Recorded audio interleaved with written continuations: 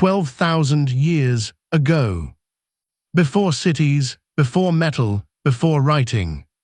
Humans were supposed to be surviving, not building monuments. And yet, on a lonely hill in what is now southeastern Turkey, they built this. Massive stone pillars, carved with animals, arranged in perfect circles. And then they buried the entire thing, on purpose. Why would the first great structure in human history be erased by the very people who built it? In 1994, archaeologist Klaus Schmidt began excavating a hill known locally as just another mound. It was not. Beneath it lay Göbekli Tepe, dating back to around 9600 BCE. That's 6,000 years before the pyramids at Giza Plateau. The pillars weigh up to 20 tons. They're shaped like giant T's. And carved into them are foxes, snakes, vultures, boars, animals that once roamed the region. But here is what makes it unsettling. The builders weren't farmers. They were hunter-gatherers. No cities, no metal tools, no written language. According to everything we thought we knew, they shouldn't have been capable of this. And yet they were. There are no houses at Göbekli Tepe. No kitchens, no sleeping areas, no daily life debris. This wasn't a village. It was something else. People traveled here, gathered here, built together here. Which forces an interesting idea. What if civilization didn't begin with farming? What if it began with belief? Imagine dozens, maybe hundreds, of small hunter groups scattered across the landscape.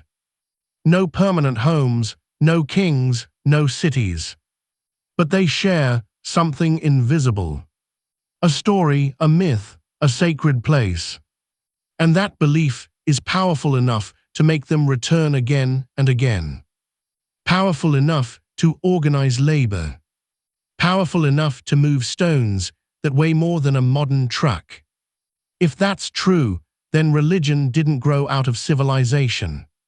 Civilization may have grown out of religion. That flips the entire timeline we know upside down. And then, after centuries of use, they buried it. Not smashed, not abandoned, buried. Carefully filled with tons of soil and debris. Layer by layer. The pillars were sealed in. Preserved, protected. It's almost surgical, almost respectful. This wasn't panic. It wasn't invasion, it wasn't collapse. It feels intentional, like closing a door. But here is where it gets stranger. They didn't leave the region, life continued. New settlements appeared nearby, including Çatalhöyük, one of the earliest large urban communities. So they didn't disappear, they changed. Which means Göbekli Tepe wasn't buried because they were wiped out. It was buried because they chose to move on. And that's far more unsettling. By the time Göbekli Tepe was filled in, the world around it was shifting. The Ice Age had ended. The climate became more stable. Wild grains grew more predictably across the region. And slowly, people began staying in one place for longer periods of time. We start seeing early farming communities. Permanent structures, storage, a different rhythm of life.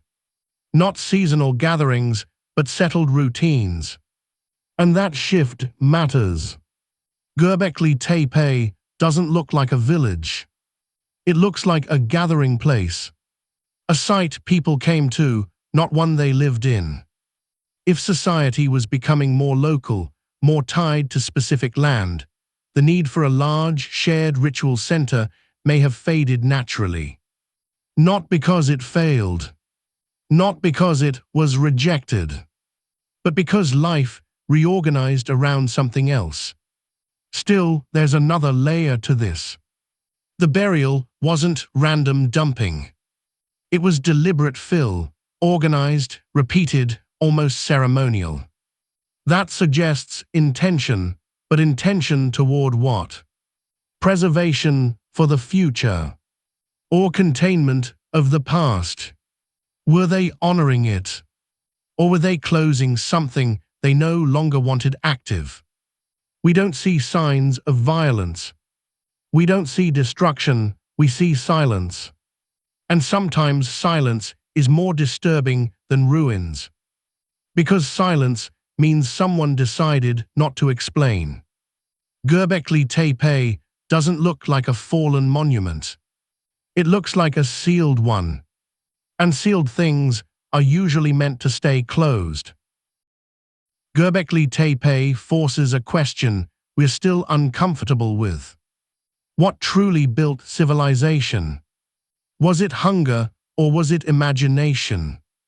If hunter-gatherers could organize at this scale, if belief could mobilize hundreds of people, if ritual came before farming, then the first engine of human progress wasn't survival, it was shared meaning. And when that meaning evolved, they didn't let the old world decay. They buried it with intention, like a chapter closed.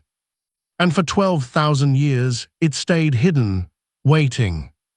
If the first great monument in human history was sealed by its own creators, what other forgotten worlds are still beneath our feet? What do you think really happened? Share your theory in the comments. Subscribe for more mysteries.